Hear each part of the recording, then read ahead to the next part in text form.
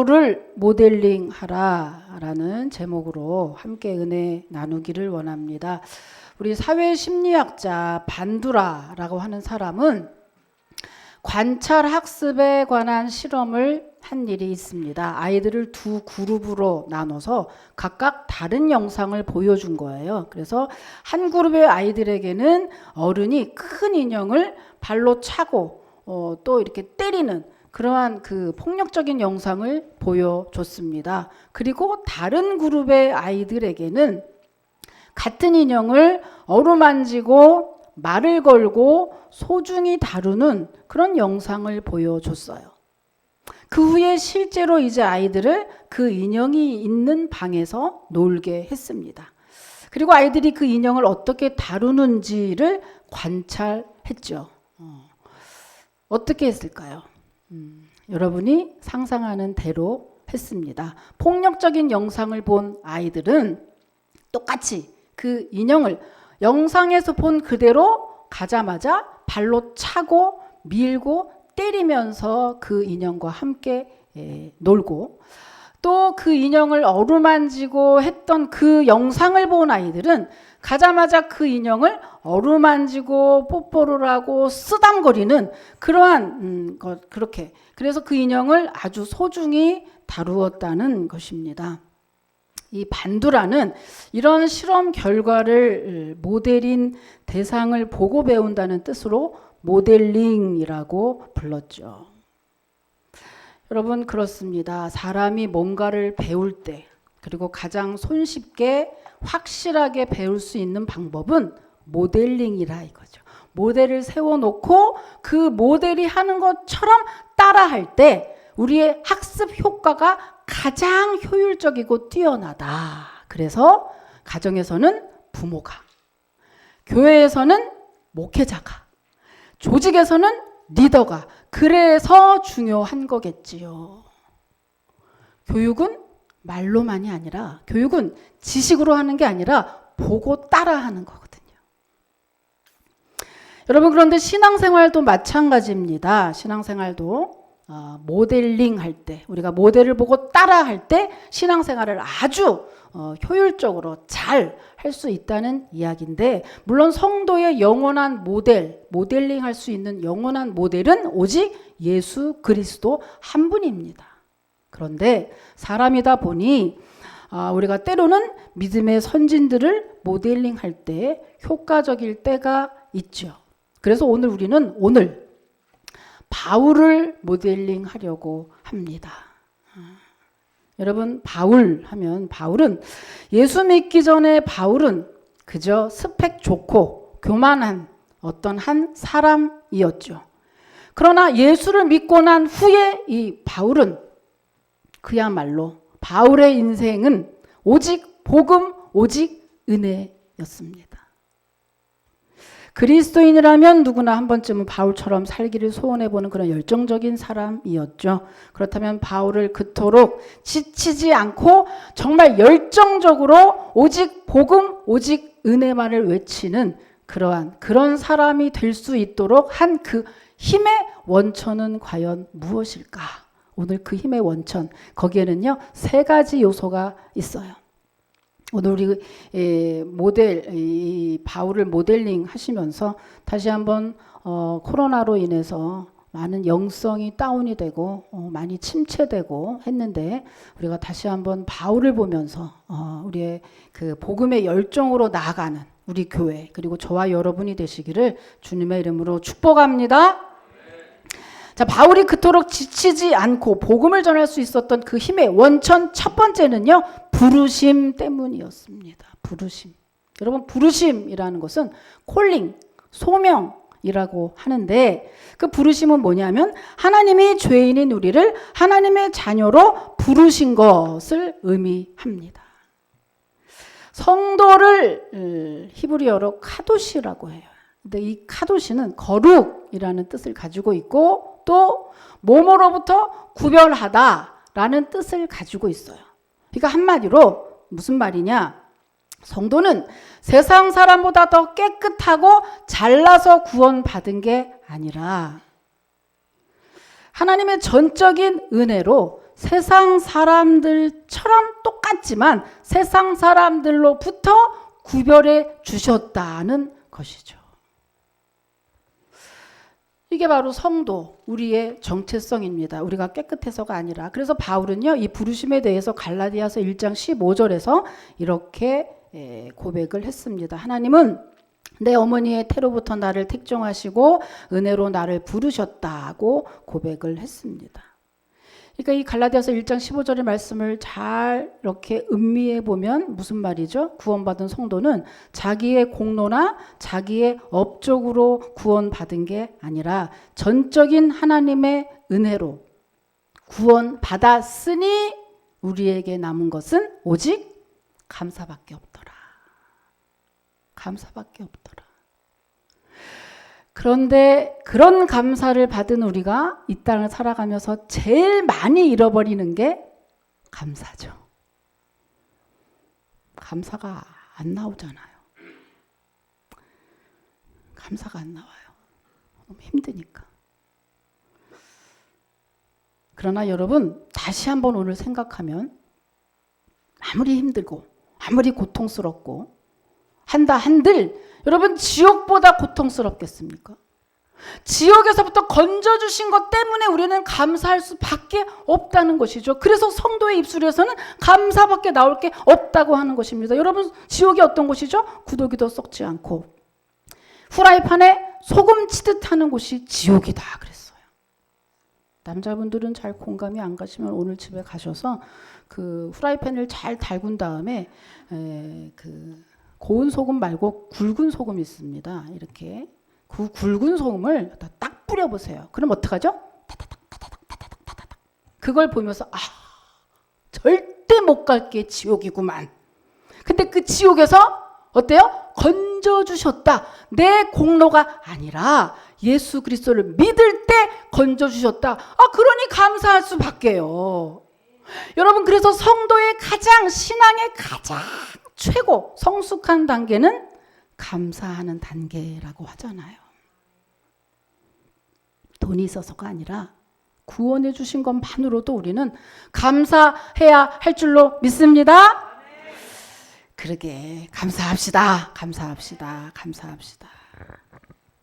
여러분, 그렇다면 여러분은 이 부르심에 대해서 얼마나 늘 감사하고 계신지요? 바울은 늘 그 부르심에 대해서 온몸으로 기억하고 반응했던 사람입니다. 이 사역의 전부를요, 이 부르심의 힘으로 했고 목이 잘려 순교하기까지 그 부르심에 반응했던 사람입니다. 그러니까 쉬운 말로 하면 일평생 구원의 감격으로 살고 사역했다는 거예요. 일평생. 여러분, 예수 믿고 난 몇 년은 남들이 어쩌고 자기 혼자 예수 믿는 것처럼 몇 년은 그 난리를 치다가 그 이후에 그냥 딱 스톱해버리고 그 이후에 그냥 딱 쌩까는 게 거의 우리끼리 알고 있는 이야기잖아요. 그러니까 보통 평범한 그리스도인들이 하는 행태입니다. 근데 바울은 어때요? 일평생. 절대로 일평생 절대로 기억하고 늘 그 부르심, 그 감격에 젖어서 살았다고 하는 거죠. 우리가 본받아야 될 것이 오늘 이겁니다. 바울에게 본받아야 될 것은 부르심에 대한 감사, 그리고 부르심에 합당한 삶. 이것이 바로 오늘 바울을 모델링하는 우리가 바울에게 배워야 할 점이죠. 그 뜨거운 지옥에서 건져주셨는데 1년만 감사, 한 3년만 감사, 그러고 나면 억지로 올라오고 마지못해 올라오고 신앙생활이 부담이 되고, 그죠? 고린도전서 7장 17절 한번 읽어볼게요. 자, 고린도전서 7장 17절. 자, 읽습니다. 시작.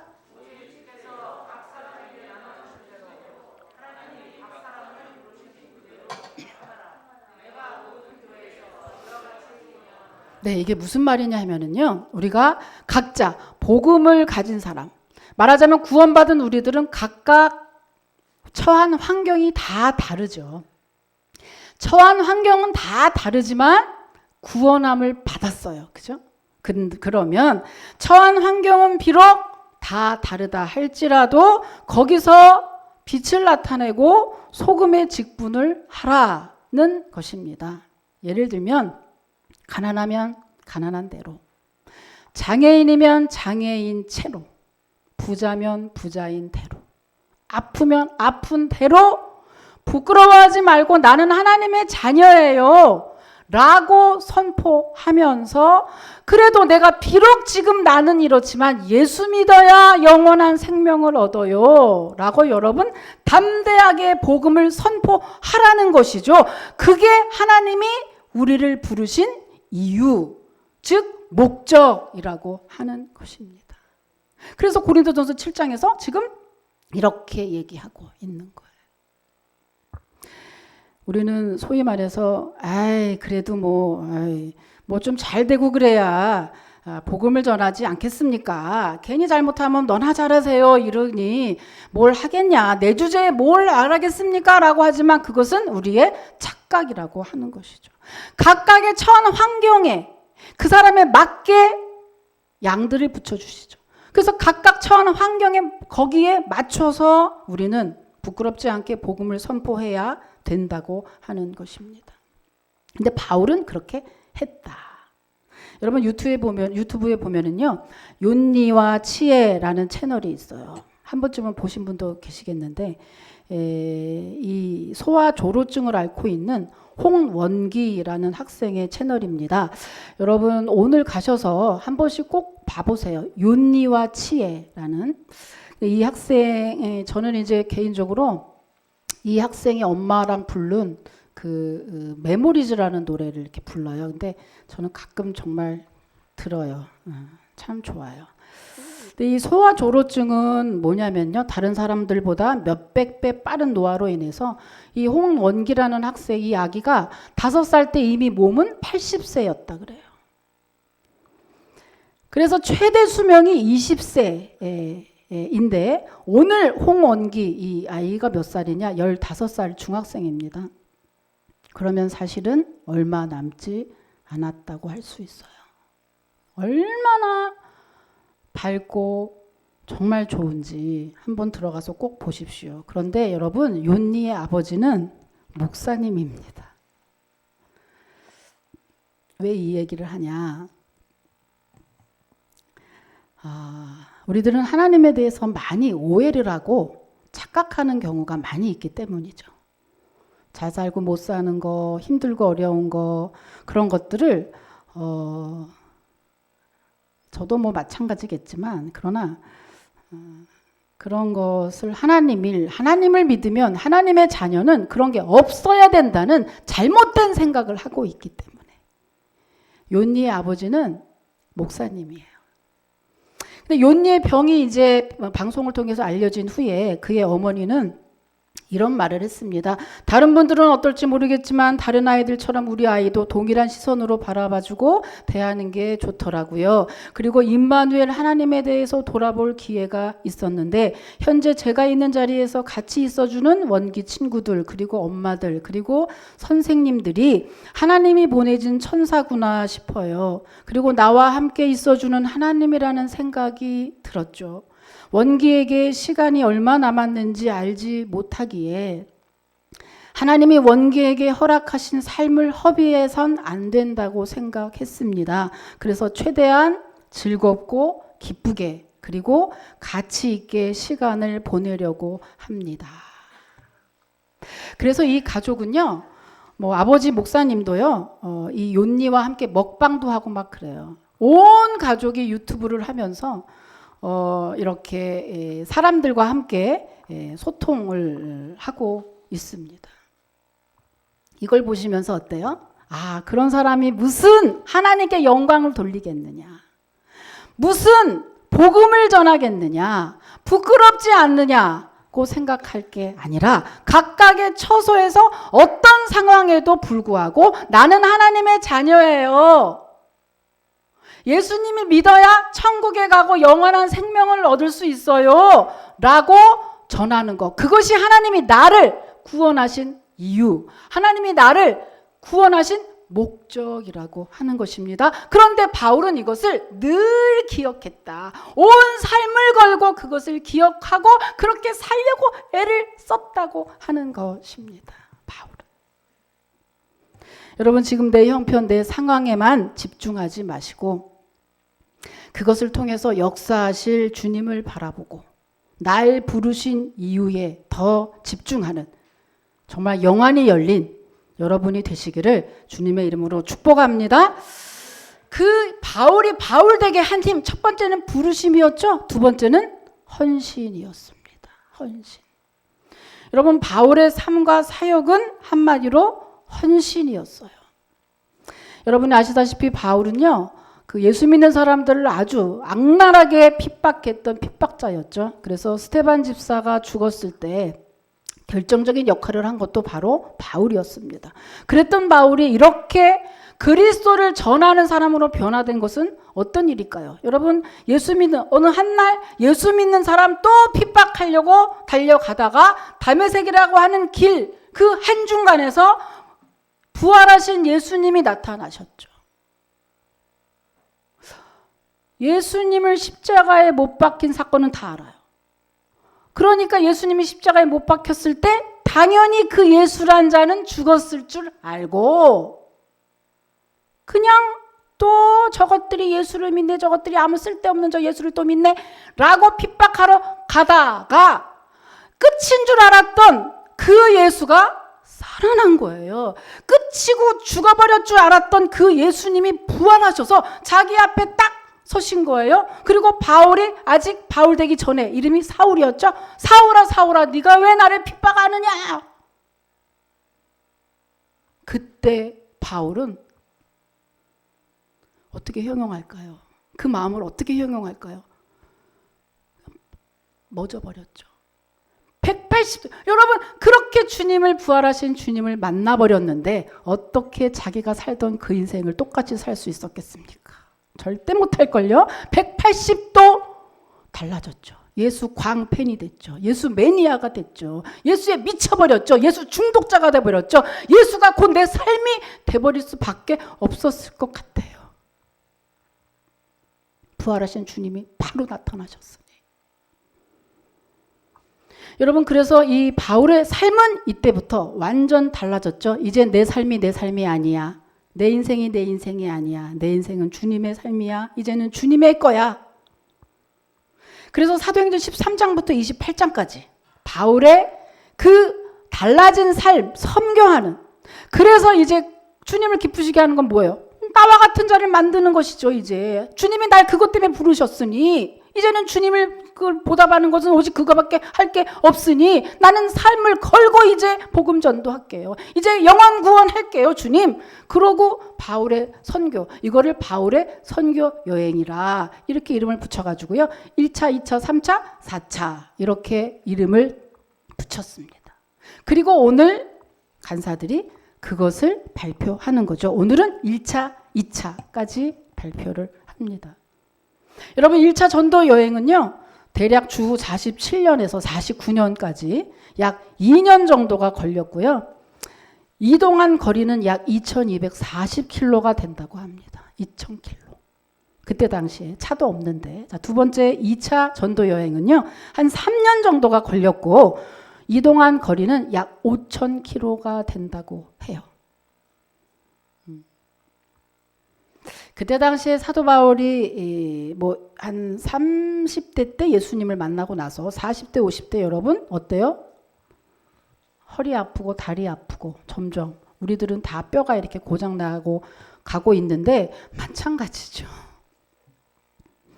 3차 전도 여행 약 6년 걸렸고요. 이동한 거리는 약 5000km 정도 된다고 합니다. 그리고 마지막 4차 로마로의 여행은요, 거기에 여러 해 동안 옥에도 갇히고 유라굴로라는 광풍을 통해서 죽을 고비도 거치고 그렇게 가다가 결국에는 로마에서 순교 당하기까지. 바울의 인생은, 예수님 만난 후에 바울의 인생은 아주 국물까지 짜서 다 주님께 드리는 헌신의 삶이었다는 것입니다. 여러분, 우리가 못해서 그렇지 어느 누가, 그리스도인이라면 어느 누가 아유 바보같이 살았네라고 말할 수 있겠습니까? 내가 못해서 안타까울 뿐이지 어느 누가 바울이 바보같이 살았다고 여기서 말할 사람이 누가 있겠습니까? 하고 싶죠. 그렇게 하고 싶은 게 우리의 소망이죠. 못할 뿐이죠. 미국의 34대 대통령 아이젠하워가 이 취임한 후에 연설할 때 이런 얘기를 했습니다. 어린 시절 나는 아버지와 함께 임금 목장으로 가서 젖소를 사러 갔습니다. 아버지는 마음에 드는 젖소 한 마리를 고른 후에 주인에게 물었습니다. 이 젖소의 혈통이 좋습니까? 유지방 성분은 어떻습니까? 그리고 매일 엄마의 젖을 냅니까? 이렇게 물어봤죠. 그때 젖소 주인은 이렇게 대답을 했습니다. 저는 그런 건 잘 모릅니다. 그저 제가 아는 것은 얘가 어린 송아지 때부터 내가 봤는데 얘는 정직한 소예요. 그래서 한 번도 나를 실망시킨 적이 없습니다. 아마 이 소를 사가시면은요, 아마 이 젖소는 당신께도 똑같이 실망시키지 않고 그렇게 정직하게 다 줄 겁니다. 이렇게 이야기하면서 이 아이젠하워 대통령이 뭐라고 얘기를 했냐? 여러분, 국민 여러분, 저도 이 젖소처럼 저는 늙은 젖소입니다. 그러나 내가 여러분에게 할 수 있는 만큼 내가 가지고 있는 거는 싹 다 여러분 미국을 위해서, 미국 국민을 위해서 다 내어 놓겠습니다. 이렇게 얘기를 해서 온 국민의 뜨거운 화답을 받았다고 했습니다. 여러분, 바울이 그렇다는 거죠. 바울이 이 젖소처럼 정말 하나도 남김없이 다 주님께 드리고 간 삶이었다. 지난번에 누구랑 얘기했는데 우리가 닭을 먹으면서 닭을 찬양한 적이 있어요. 닭을 먹으면서 정말로 이 닭은 버릴 게 하나도 없지 않아요? 너무너무 헌신하는 동물인 것 같아요. 세상에 다른 거는 뭐 앞에 거만 좀 먹고 마는데 세상에 닭 발부터 시작해서 똥집까지 먹잖아요. 정말 아낌없이 아주 싹 다 주고 가는 게 닭인 것 같아요. 이러면서 닭을 먹으면서 닭을 찬양했던 적이 있어요. 정말 그런 것 같아요. 마치 닭처럼 싸그리 주님께 내어드린 삶, 그것이 바로 바울의 삶이라. 여러분, 바울만 그렇게 살아야 할까요? 바울만 아니라 우리도 주님께 받은 게 너무 많잖아요. 여러분, 이제부터라도 우리도 바울처럼 주님께 드리는 삶을 살아야 되지 않을까. 그렇게 한번 작은 거라도 드리고 싶어요. 드려야겠습니다. 라고 결단하시는 그런 시간들이 됐으면 합니다. 여러분, 바울을 바울되게 한 세 번째 힘, 세 번째는요, 연약함입니다. 연약함. 여러분, 바울 하면 왠지 센 느낌 들죠? 센 느낌이 들고 아주 강할 것 같은, 실제로 강하기도 했죠. 그런데 여러분, 바울도 강하기 이전에 그는 굉장한 연약함을 가지고 있었던 사람이죠. 그의 몸에 육체의 가시라고 해서 그의 몸에 고질병을 가지고 있었던 사람입니다. 얼마나 괴로우면 그것 갖고 하나님께 정말 기도했죠. 3번 기도했다고 써있지만 3번은 한 번, 두 번, 3번이 아니고 만족한 만큼의 기도라는 거예요. 정말 그렇게 했지만 주님이 응답 안 해주신 거죠. 내 은혜가 내게 족하다. 이런 답을 받았어요. 그러니까 성격이나 어떤 믿음 때문에, 어떠한 그 진리 때문에 그가 강하고 담대하고 센 것 같이 보였으나 그의 마음에 바울을 바울되게 한 그 이면에는 그의 고쳐지지 않는 그 연약함이 있었다고 하는 거예요. 뿐만 아니라 여러분 오늘 본문을 보면은요. 본문 3절에 보면은 의외의 고백을 발견하게 되는데 3절에서 뭐라 그래요? 두렵고 떨린다고 고백을 하는 거예요. 이게 지금 고린도전서는 뭐죠? 고린도 교인들에게 편지한 거죠. 바울이 고린도 교인에게 편지한 내용인데 이들에게 뭐라고 썼냐 하면 내가 여기 들어올 때 굉장히 두렵고 떨렸다. 이렇게 편지를 하고 있어요. 이렇게 센 형님이 왜 두렵고 떨린다고 했을까? 이유가 있죠. 이유는 여러분 바울이 고린도에 오기 전에 어디서 복음을 전했냐 하면 아덴이라고 하는 곳에서 복음을 전했어요. 근데 그 아덴은 철학의 도시라 이 바울이 정말 간만에 그런 생각을 했던 것 같아요. 여러분 바울의 전도 전략은요 늘 간증이었어요. 내가 만난 예수님을 전하는 다메섹 도상에서 부활하신 주님을 만난 그 간증을 하는 게 바울의 전도 전략이었어요. 최고의 전략이었어요. 그런데 아덴의 철학의 도시라 많은 사람들이 철학을 자랑하고 자기의 지식과 지혜를 자랑하는 걸 보니 갑자기 사도 바울이 아마 너무 욕심이 과해진 듯해요. 그래서 어떻게 했죠? 자기의 지혜와 철학적 지식을 총동원해서 이들을 설득하려고 했어요. 그 유창한 지식으로 설득하려고 했으면 도리어 열매가 더 있어야 될 것 같은데 도리어 더 열매가 없어서 서둘러서 아덴에서 빠져나와 가지고 고린도로 간 거거든요. 그러니까 고린도에 왔는데 이 고린도는 어때요? 아주 그때 당시 최고로 우상이 많았던 도시가 고린도였어요. 그러니까 왜 사도 바울이 좀 두려움에 떨어지게 됐느냐?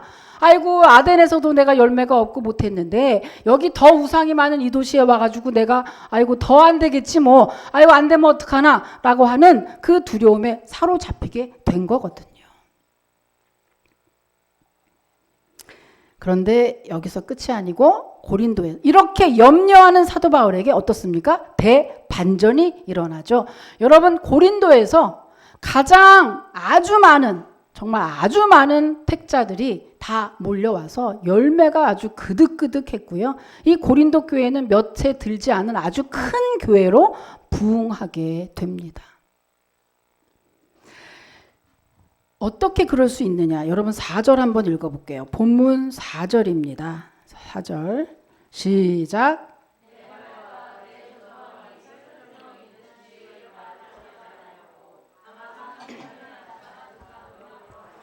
네, 이게 무슨 말이냐? 그렇게 아덴에서 실패를 보니 이제 사도 바울이 깨달은 거예요. 뭘? 내 힘으로 안 되는구나. 내 힘으로 안 되는구나. 자기의 연약함을 깨닫고 절대적으로 자기의 힘이 아닌 주님을 붙잡고 감당한 거죠. 고린도에 가서 복음을 선포했습니다. 그러자 어때요? 놀라운 역사가 나타나게 됐다고 하는 것이죠. 여러분 이런 경험 우리들 많이 하지 않나요? 저는 매주마다 합니다. 매주마다 내가 뭐 좀 해보리라. 특히 절기 때 오면 새신자 오고 누구누구 아무개 남편들 오고 그러면 무슨 생각이 드냐면 내가 한번 유창하게 해서 꺾어보리라. 근데 웃긴 거는 그럴 때 설교가 더 안 좋아.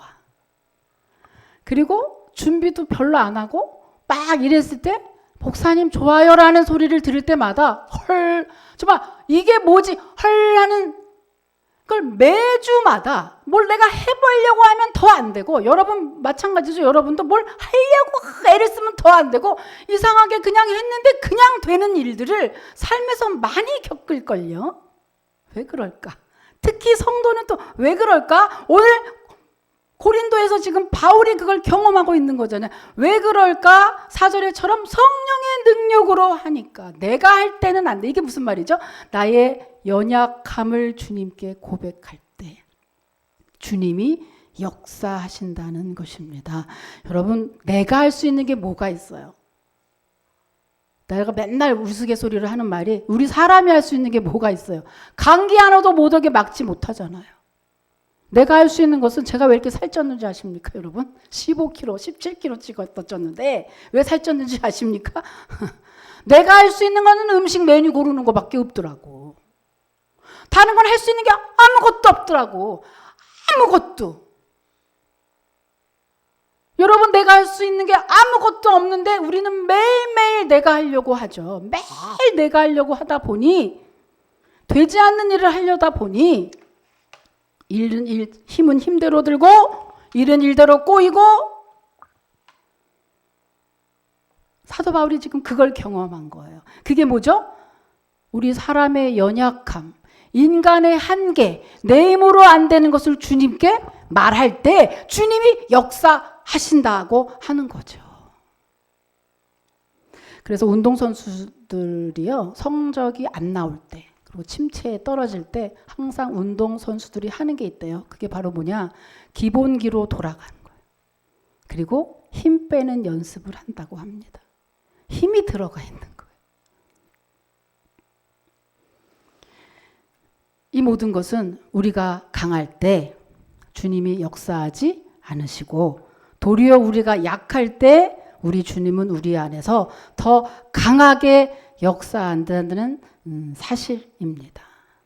이게 바로 그리스도인, 기독교인의 묘미죠. 세상 사람들은 자기가 해서 안 되면 그걸로 끝이지만, 우리는 도리어 약할 때, 우리는 도리어 아플 때, 우리는 도리어 가난할 때, 우리는 도리어 못 배웠을 때 그 주님이 더 역사한다는 그런 역설의 하나님이 내 안에 늘 계시고 나와 함께 하시니, 우리는 끝까지 실망하거나 낙심하지 않아야 되는 존재라고 하는 것이죠. 오늘 사도 바울이 그것을 지금 경험한 거예요. 그래서 고린도후서 12장 10절 한번 읽어보겠습니다. 고린도후서 12장 10절 읽어보세요. 시작.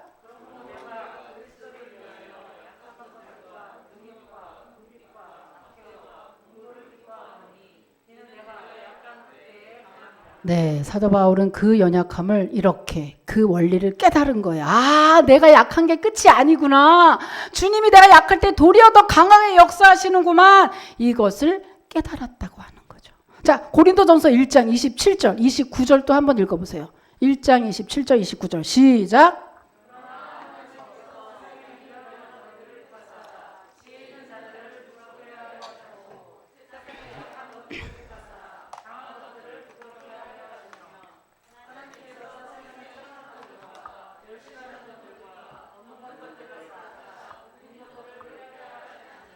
아멘. 얼마나 기빨나게 좋습니까?